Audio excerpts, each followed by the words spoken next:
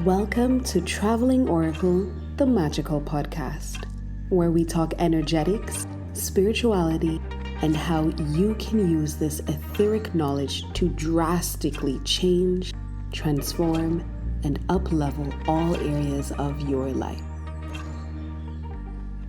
Are you ready for the glow up? Let's go.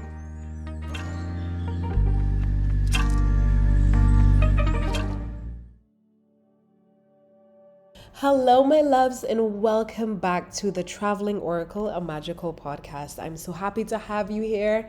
It is a beautiful day to change lives, even though it's night now. Oh my gosh, guys, I'm in London and the sun sets at around 3 something here. Like, it's absolutely crazy whenever this happens for me because I'm a Caribbean girl, right? The sun always sets basically at the same time in the evening. So when we have winter, when I'm in these bigger countries and like the sun is setting in the afternoon, I'm like, what is going on? It's so weird. So weird. I must apologize because I am recovering from a cold. My friend and I got stuck in Marseille in the freezing rain for about an hour, a little over an hour. And the next day on this cruise, I woke up with a cold. So it's kind of like passing now, but I'm still sniffly. I still have a cough. So please excuse the way my voice sounds right now. I apologize. Also, if you know London, you know all these apartments, you always hear the road. There's always a busy street. So if you hear some cars, please excuse it. You might hear some alarms. Please excuse it. There's always something happening in London, and these podcast episodes are not being recorded in a studio. So what are we talking about this episode, my loves? This episode, we are talking about releasing with the moon. I know a few episodes back we had a subject where we talked a bit about release, but right now it's the full moon and I like to live my life along with the moon cycles. I think the moon is a celestial body that really emulates the different phases of life and helps to guide us powerfully through the different parts of life. I feel like in today's culture, we can get so caught up in one part of life or the other. Some of us get really caught up in the hustle culture. Just go, go, go, go, go. And you're always on. You're always trying to be ready. You're always trying to be on top of your game. You're always trying to give 100. And it's like, you're a human. You can't give 100% of the time for the rest of your life, right? You have to be able to accept that you need balance in life, right? And everything goes through cycles. And so the moon helps us to understand the go, go, go cycle, and also the cycle of rest, because you must be able to rest in order to fuel your go cycle. And so what a lot of us try to do is go all the time, be on the top of our game all the time, and then we crash and burn, we get really sick, or we have a mental breakdown and we wonder, why can't I do it? Why can't I keep going? It's like, because you're not made that way. You're not meant to function in that manner. You're meant to function cyclically. You're meant to go during certain periods of time, and you're meant to rest during certain periods of time. And that's why I love the moon. You have the phase leading up to the full moon, the waxing phase, and that's the time where the energy, the celestial energy and the energy around is just ripe and ready to help you go, go, go. It's ripe and ready to help you grow things. Ideas will be flowing during this time. You'll have the energy to keep moving during this time. And then as the full moon peaks and then the full moon starts to go in its waning phase and head towards the new moon or the dark moon, that's when you're supposed to be reflecting on what happened during your go phase, reflecting on what happened during your peak phase, reflecting on what was working well for you so that you can keep that up, and reflecting on what was not working well for you so you can make some changes so that when your next phase of go, go, go comes around, you already know what's up. You already know what's working. You already know what needs to be changed. You're already ready to go and to level up and move up to the next level of whatever it is you're you're working on or wherever you are in your life. This is why I love the moon phases. And for women, a lot of us, our cycles follow the moon. I know it's quite interesting for me because right now I bleed on the new moon.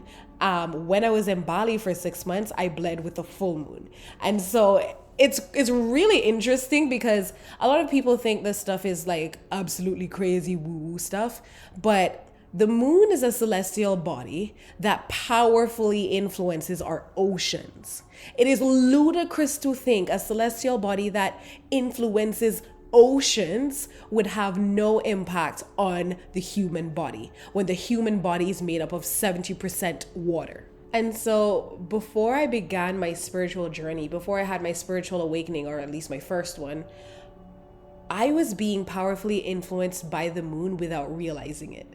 I would feel good during certain weeks in the month, then feel like crap during other weeks. And I'm wondering, why is it that I can't keep up my routine during this time? Why is it that I'm good this week, but next week it's really hard for me to keep up my routine and keep up the momentum in whatever projects I'm working on? It was really frustrating for me not understanding these concepts and not understanding that nature works in cycles. And because we are a part of nature, we are subjected to these cycles.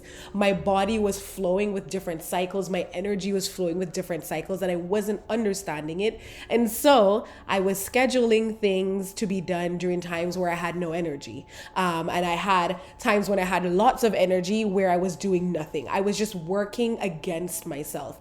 And so if you're someone who you feel like in your life, you feel this disconnect between where you have energy, where you don't have energy, you feel this disconnect between where you're trying to grow something and nothing is happening, or just this disconnect with how you're living, check out the moon cycles, try it out, see if that works for you. Or if the moon is not your thing, look in nature and see where else do cycles take place that you can model yourself after, because there are cycles everywhere.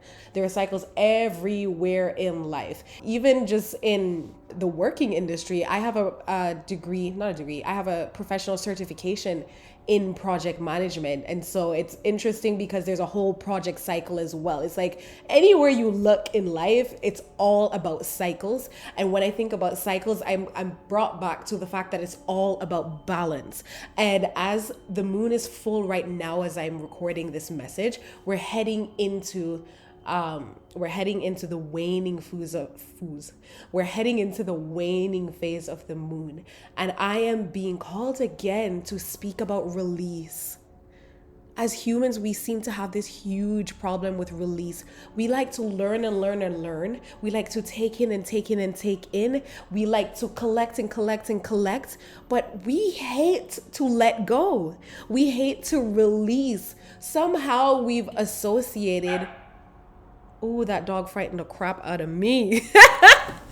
It sounded so loud, like it was in my apartment. Damn. But yeah, for some reason, we've associated the process of release with loss. And it's like the opposite of release is to imprison, detain, or confine. And so when you look at it that way, it's like, what are you imprisoning in your life? What are you detaining? What are you confining? And those are the perfect words to describe it. Some of us were holding on so tightly to things in our lives, whether metaphorically or physically, that we are no longer holding, we're detaining, we're confining, we're imprisoning. Some of us were holding on to relationships that are no longer working for us. We're over here creating a hostage situation. When you hold on to things so tightly, it begins to be crushed. Something that's beautiful is now crushed and crumpled. Something that's beautiful starts to rot in your hands. And so the concept of release is super important for us to learn that things come in our lives and things flow out of our lives. There are behaviors that come up in our lives as a result of different experiences, and some of those behaviors we need to root out of our lives. Stop being an energetic pack rat. Stop being an energetic hoarder.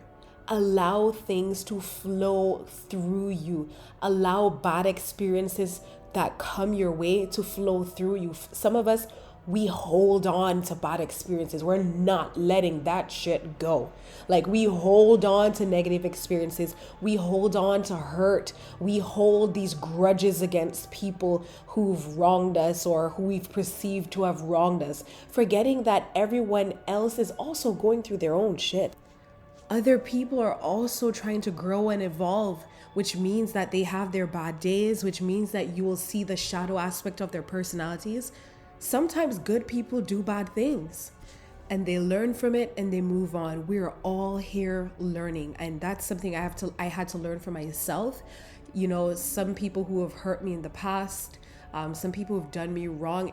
Now I don't even spend too much time thinking about it when someone does something that's offensive to me or hurtful to me. I'm just like, you know what? That person is also going through their growth phase. That person is also working on themselves, which means they're also going to have bad days. And I am giving them grace for those bad days. Now, it doesn't mean I have to consistently subject myself to their bad days. I can remove myself from the situation altogether, but still have grace in my heart for them. Still have compassion and know that, you know what? I'm not holding this against them. They're just going through their cycles. Some of you are looking for life partners. You're looking for the right person to spend your life with and build life with. And the right person just isn't coming. And the right person isn't coming for you because energetically, you refuse to release your exes. You still have them energetically in your heart, going over what they did and what they didn't do, and holding the pain of whatever pain they caused you through your experiences with them. And you're wondering why you're not attracting the right person, why you're not meeting the right person when you go out, why everyone who comes to you, they're okay, but they're not what you're looking for. It's because you're not ready for what you're looking for, because you refuse to release your exes. You refuse to release the pain of the things that have happened in the past. And if you were to meet the right person today, you would carry all that baggage, all that pain, all those hurt feelings into this relationship with this right person, and you would be the one to mess it up. And so for someone who's looking for their life partner and you're really in that phase of wondering like what is happening, this is a message for you to double check your energetic space when it comes to relationships. How are you feeling about relationships? For women, I feel like mostly women listen to my podcast. For women, how are you feeling about men? If you feel that all men are dogs, more than likely, you're not gonna attract the kind of man you're looking for. You're gonna be single for a long time. If you're thinking, it's the same thing with like wealth energetics. If you think money is the root of all evil, or if you think that money is evil, more than likely you're going to have a very little amount of it throughout your lifetime. So remember to check in with your energetics when things aren't working out in your life. Check in with how you're feeling about this area of your life. I know so many women going back to relationships who are looking for good men, but when you ask them about the way they view love, the way they view men, the way they view relationships, it is nothing but a slew of negativity. So with this waning moon, we could check ourselves to see what energetic gunk do I have that I can clear out? What's not working in my life right now? What area is just a dumpster fire? And once you identify that area, go inward and figure out what beliefs am I holding about this area? What are the energetics that I have in my life around this area? And you can transform those beliefs. You can flip those beliefs around by first identifying the beliefs that are holding you back, and then using different techniques to transmute this energy and flip this belief in your mind. Two things off the top of my head that we do in Awakened all the time is we use EFT, emotional freedom tapping, to help you to uncover those subconscious stories that are stalling you in your life, root up those beliefs and plant a new one inside. Another thing that I absolutely love to do would be shadow work journaling, where we journal about the negative beliefs that come up, and then we journal about the truth. We confront that negative belief with the truth of the matter, and we install that truth of the matter into the space where that negative belief was sitting. And that will really, really help to transform the energy around that area and allow you to move freely in that area. Because It is almost impossible to move forward with a stuck mindset. If you're an athlete at the beginning of a race and before you hear that race, what is it? Is it a race gun? Whatever it is, go off. You keep saying to yourself, there's no way I'm going to win this race. There's no way I'm going to win this race. There's no way I can never win this race. I'm just going to participate just for participating sake. I'm never going to win this race. I guarantee you that athlete is not winning that race. If you already believe that you cannot, you will not. If you already believe that you cannot do something, you will not be able to do it. Belief and self-belief is super important, which is why this phase of the moon of reflecting and figuring out what you need to release is very important, because a part of adopting a new mindset, a part of allowing new energy and new opportunities and new ideas to flow in is clearing space to receive those ideas. You cannot receive something in your hand if your hand is packed full and overflowing with things already. It reminds me of mindfulness. A lot of us, when we start meditating and clearing our minds, it impacts and improves every aspect of our lives, because we're clearing away the clutter of the thoughts that normally take up our brain space. We're clearing away all the things that used to take up our energy to maintain. Now that we've cleared those things, our energy is free and clear. New ideas will start popping up. New bits of inspirations will come up out of nowhere, because you have the mental capacity to receive them, because you have the mental space to receive and store these new ideas, these new opportunities, this new energy. Some of you, your problem in your life is that you are mentally cluttered. You are mentally hoarding things. You have no space to receive. You have no space to create. You have no space to facilitate new thoughts. When I began this podcast episode, I shuffled a bit and I pulled a card, and it's just popping into my mind right now. It was the Six of Swords. And the Six of Swords literally represents the energy right now, the energy of closing out of cycles, of leaving things behind, cutting baggage loose, cutting emotional baggage loose, closing up old cycles that you were dealing with throughout the year. Like December, Six of Swords is definitely December energy. It's just the willingness to reflect, release, and move on. And some of you, you've been repeating the same cycles year after year after year after year. Your life is stagnant. You're not moving forward and you're not moving backward. I mean, I guess it's a good thing that you're not moving backward, but who wants to be stuck in the same spot year after year after year? And if you feel like you're that person who's been stuck for quite some time, where your life is feeling bland and just beige because nothing is really progressing for you, it's because you're not being reflective enough. You're not being open to releasing things. You're not confident enough in closing cycles, and confident enough in knowing that in closing a cycle, a new one must open. Endings are the beginnings of something else. And so because you refuse to end a cycle out of fear of ending something, or for fear of letting go and not having, you're continuously in this one cycle of the same thing. You're never closing it. You're just perpetually in one place. You must close doors for others to open. You must step through doorways and close doors behind you in order to move to another room. You have to accept that things must come to an end in order for you to move on to new things. And I want to touch on this closing of a cycle thing really in depth, because as a society, we tend to put this huge focus on the new year. Like everything's new, everything we're starting, and that energy of newness is there, and it's good to use that energy.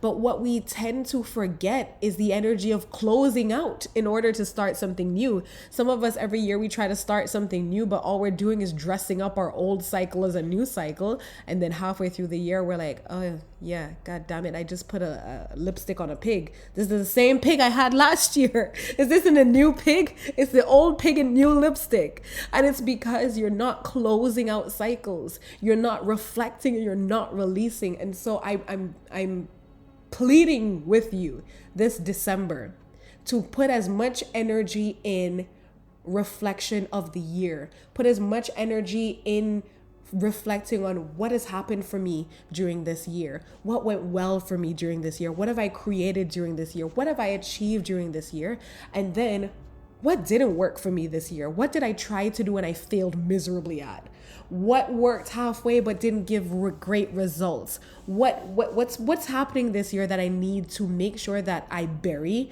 and I do not carry over into the next year. Take stock of what worked for you and give thanks for the things that you were able to achieve. Give thanks for the new opportunities that came your way that you didn't even see coming. Give thanks to the surprise blessings.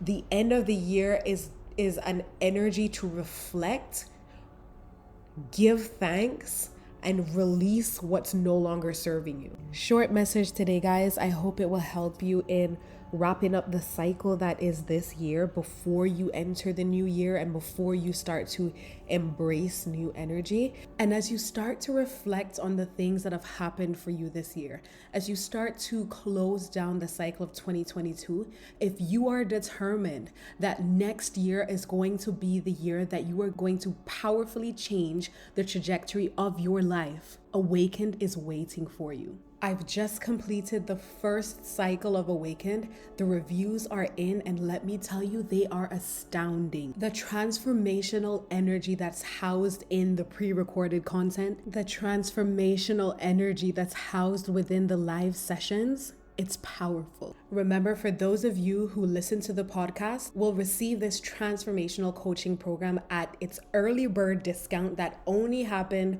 for 2 weeks at its launch. You will not find this discount anywhere else. All you have to do is rate and review this podcast. Send me some proof that you've done it. You will have Awakened at the hugely discounted price of $555. Okay, my loves, I'll talk to you guys next Monday in my next episode.